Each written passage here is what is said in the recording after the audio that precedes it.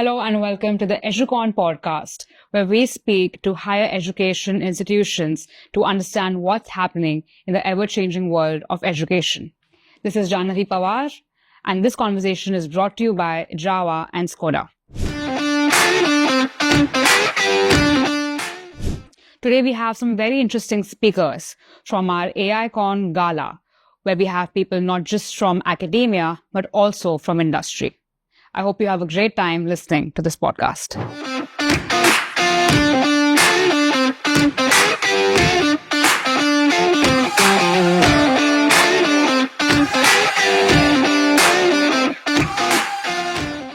We're now speaking to Professor Seth Bullock, who is the Toshiba Chair in Data Science and Simulation at the University of Bristol. He has earned his doctorate in evolutionary systems modeling and has led research groups in complex systems and AI. He is a fellow of the European Centre for Living Technology and director of the UKRI National AI Research Hub in AI for Collective Intelligence. Professor Seth, thank you so much for joining with us today. I'm going to have a very lovely conversation with you on some very complex things that I'm very excited about. That's great to be here. Thanks for inviting me. Sure, absolutely. Talking a little bit about your academic journey, right? Can you tell us a little bit about how you began and how you find yourself now in the world of AI? So when I started out in the UK, there were probably two universities where you could study AI. You could go to Edinburgh in Scotland in the north, or you could go to a university called Sussex on the south coast. So Sussex appealed to me because it would be warmer, and also because they had a slightly softer, more psychological approach to AI. And I was as interested in psychology and how we thought as AI and how to make machines think. And really that's been the thing I think that I've been most interested in throughout my career, is the kind of back and forth between models and machines on the one hand, and making them behave in smart ways or interesting ways, and people and animals on the other hand, and what makes them responsible for their smart behavior. Interesting. And when we also, for instance, look at the kind of research you've done, I'm going to have to look at my notes for a second because these are very heavy words that I have here. Can you talk about the core principles behind simulating complex systems and how you apply them in your work? Yes. So I guess if you think about the last century, the previous century, the 20th century, you could think about that as being the century of reductionist science. It was about finding out, well, the main huge triumphs of science in the 20th century were discovering the building blocks. So the atom, the gene, the molecule that are responsible really for everything that we see around us. But this century, the 21st century, is a century of systems challenges. So climate, society, finance, conflict. Those are problems that cannot be solved by finding a silver bullet, a tiny building block. They're problems that you have to solve at the systems level because they're problems to do with dynamics and interaction. So complex systems simulation is a method that allows us to build models that allow us to kind of explore those interactions, the dynamics of complex systems, whether that's trying to understand how a colony of termites build their amazing home, or it's understanding how the way that the country ages is going to put pressure on our healthcare system and our social care system. So it can be quite blue sky, or it can be very practical. But the thing that connects it is that you're interested in how the interactions amongst parts give rise to system level behaviors that you care about. Mm-hmm. Wow. And when we look at your research, for instance, I'm sure if I were to conduct research, I believe that it would be a very tricky path of, constant twists and turns. I'm sure it's not a straight path to point A to point B, right? There's a lot of ways to essentially get to various answers and findings. Any counterintuitive findings you have personally encountered in your research, or something that's just made you think, wow, I didn't expect that to happen? So that's a really good question. I think one thing that I got fascinated by was how the fact that some things are embedded in space might contribute positively to the behavior that they exhibit. So we typically think, I think, of spatial constraints, the fact that I can only talk to you now face to face. I couldn't talk to my wife face to face because she's in another city. So that's kind of irritating, right? We're limited by the fact that we can only act locally. And when we invent a train that can take us somewhere, or a mobile phone that allows us to communicate over distances, that feels like a big breakthrough because it reduces those constraints, or removes those constraints. But in some of the systems that I've looked into, like termites trying to build a house, the fact that they are spatially constrained helps them. So one termite, if it has some information or it has done something, it knows that other termites will find out about it if they're close by. And termites that are far away will probably not find out about it.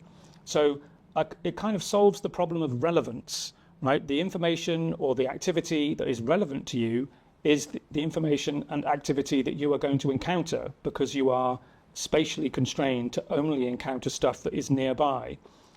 And you can think about the fact that people can now interact over huge distances, or are exposed to huge amounts of information, that not just the information locally happening around them, but information from around the entire world.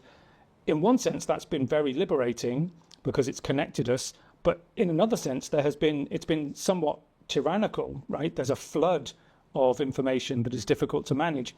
And there's an ability for people to connect in indiscriminate ways that allow rumors and gossip and conspiracy theories to spread in an unchecked way. So I think the influence of space and spatial embedding has been something that has run through quite a lot of the pieces of work that I've done. Wow. Something you just mentioned right now, you spoke about termites and ants, and I want to ask, do these kind of, evolutionary biology concepts influence AI and your work as well? Yes, absolutely. So in some sense, when I started out in the 90s, in AI, people talked about two different camps, the AI scruffs and the AI neats. So the AI neats believed that intelligence was elegant and beautiful, and it was about logic and rationality. And that's how we should build AI. We should build it out of logic and rational pieces. And the scruffs believed that intelligence was messy and biological, and it was a mix of kind of kludges and simple things that when you combine them together can give rise to interesting behavior. So biology was very dear to the scruffs. They were always looking to biology for inspiration. And neural networks, so AI that is built in the same way as our brain, AI that's inspired by the way our brains work, that was one kind of scruffy AI. So neural networks have one, right? The scruffs beat the neats because ChatGPT is built on neural networks, biologically inspired AI. And there's lots of other kinds of biologically inspired AI too, not just neural networks. You can build AI in a way that's inspired by evolution, or you can build AI in a way that's inspired by our immune system. And all of those different kinds of biologically inspired AI have been what I was most drawn to. You can probably tell by looking at me that I'm in the scruffs camp. And I feel that it's quite exciting that we're still looking to biology and what we've learned from biologists to help us build smarter and smarter intelligences. Fascinating. When we talk about collective intelligence, which I believe that is a long-standing research interest, right? What does that mean to you? So collective intelligence is actually, I think, very simple. So collective intelligence happens whenever a group of people get together and communicate in an effort to try to make a better decision. So when I talk with my wife and kids and we try to decide where to go on holiday, what we're arriving at is a kind of collective intelligence outcome. Or at large scale, when everyone votes in an election, the outcome is a sort of collective intelligence outcome. We're supposed to end up with politicians that are the best choice to reflect what the people in the country need and want. And what's interesting is that the internet has allowed us to do collective intelligence at scale in ways that we never could before. So we can collect opinions from social media, and some brand can use that to track how people think about the brand, or we can monitor the kind of search terms that people type into Google, and we can use that to identify a measles outbreak because people start searching for things when their kids start getting spots. So collective intelligence maybe has this opportunity to be evolved from the kind of simple, small, collective conversations that we're used to into some kind of much bigger and more powerful, large-scale activity that maybe could help us to cope with some very big and important decisions that we need to make. Mm-hmm. And when we think about some common misconceptions that perhaps the general public has about collective intelligence, what do you think those would be? Well, I mean, to the extent that the public even think about it at all, I think maybe academics that talk about collective intelligence can tend to think about a collective intelligence process leading to one single solution. So sometimes people talk about collective intelligence as the wisdom of the crowd. So you can imagine a situation in a fair in America, a rural fair. There is a competition where you can pay for a ticket and you get to guess how many sweets are in a big jar of sweets, how many candies are in a big jar of sweets. And almost everybody at the fair gets it wrong. And some people get it very badly wrong. We're pretty bad at judging how many sweets there are in a big jar. But if at the end of the day, you take the average of all of those guesses, under the right conditions, that can be extremely accurate. So the crowd, in some sense, had some wisdom in it. And what you've ended up with is one single answer from everybody. So the misconception, I think, is that that is the way it has to be. And I'm interested in situations where we gather intelligence from lots of people, but not in order to create one single answer for everybody, but in order to find different answers for different people.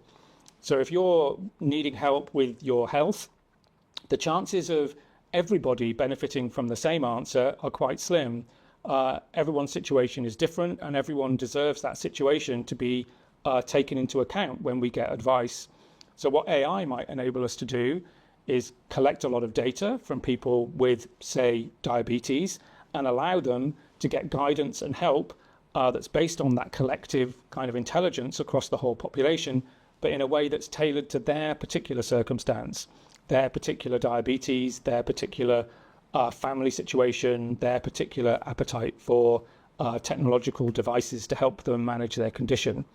So I think that the misconception is from many to just one collective intelligence outcome.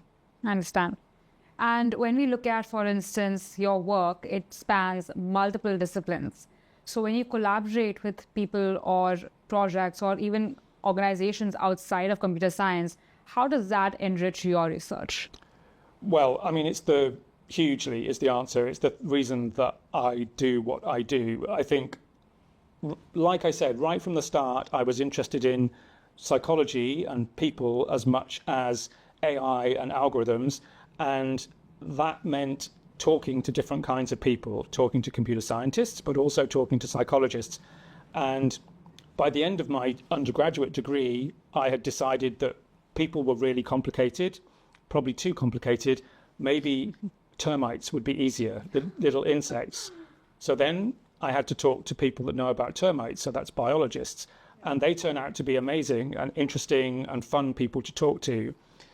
And I think that just set in motion for me a method of doing research, which is to find collaborators that are different from you and bring something new for them, a language and a set of methods and a set of tools, and gain something new from them, a set of ideas and problems that make you think about your tools and methods in a different way.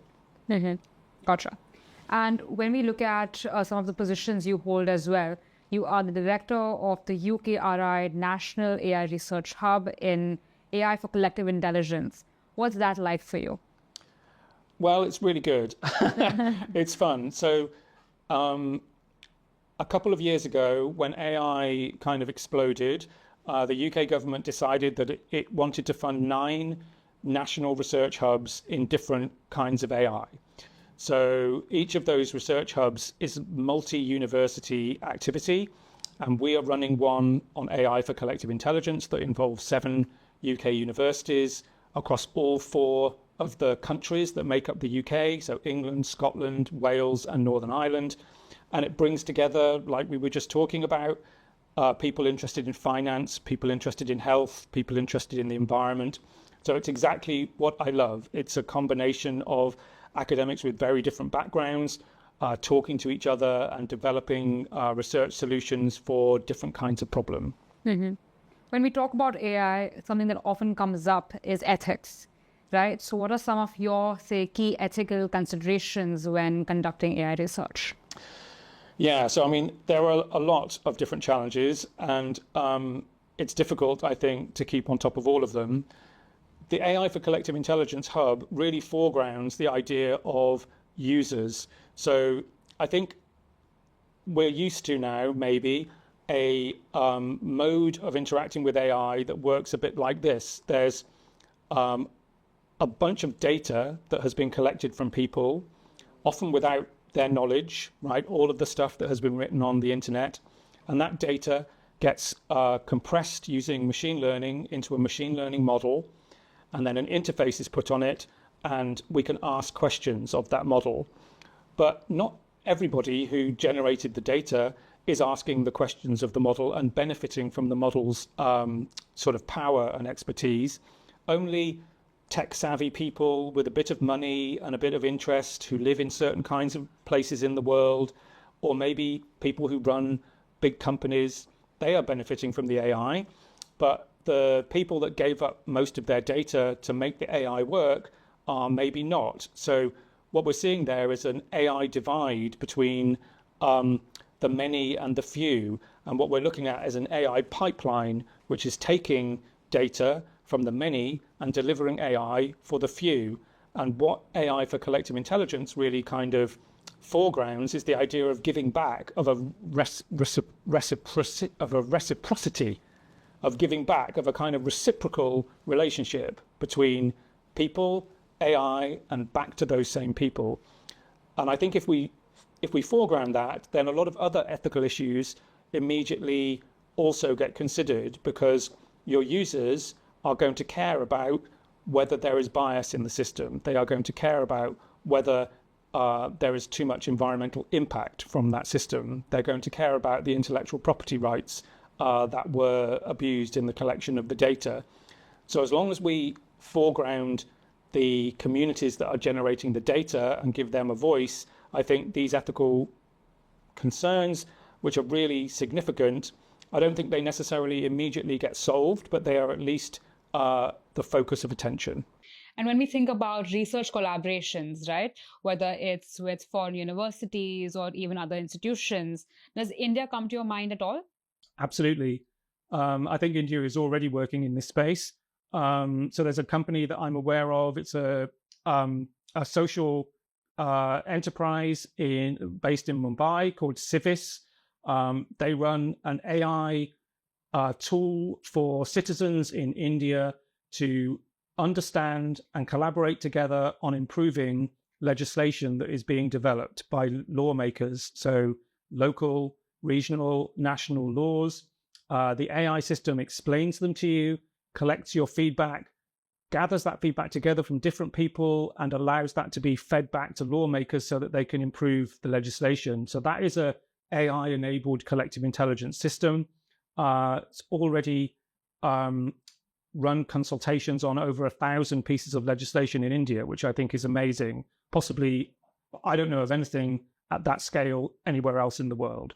So there's huge opportunity, I think, for Europe to engage with India on these sorts of questions. I think India is extremely well placed to be able to think about AI for social good and AI for democracy, because I think it has the kind of cultural assets to be able to make that work. And one of the things that I'm most excited about at Bristol University at the moment is that we are opening a new campus in Mumbai next year, and that is a concrete way that people working at the University of Bristol can start to collaborate more with researchers and companies in India. Right. And finally, any research areas that really excite you, that you feel that even any students who are watching this must think about? So I think there's an interesting development over the last year or so in AI, sometimes called agentic AI. The idea that instead of treating your interaction with AI as you interacting with one AI system, actually you might interact with a set of AI systems that are collaborating together, interacting together to do a job for you and with you. So there's always been within AI an interest in what might be called multi-agent systems, swarms, for example, like a colony of termites working together to build a house for everybody. And I think this move to agentic AI is opening the door to think about how we might think about teams of people collaborating with teams of AIs. And I think that opens up some really interesting questions. Wonderful. It's been lovely chatting with you, Professor Seth. Thank you so much for your time. It's been an absolute pleasure to have you here. Thanks a lot.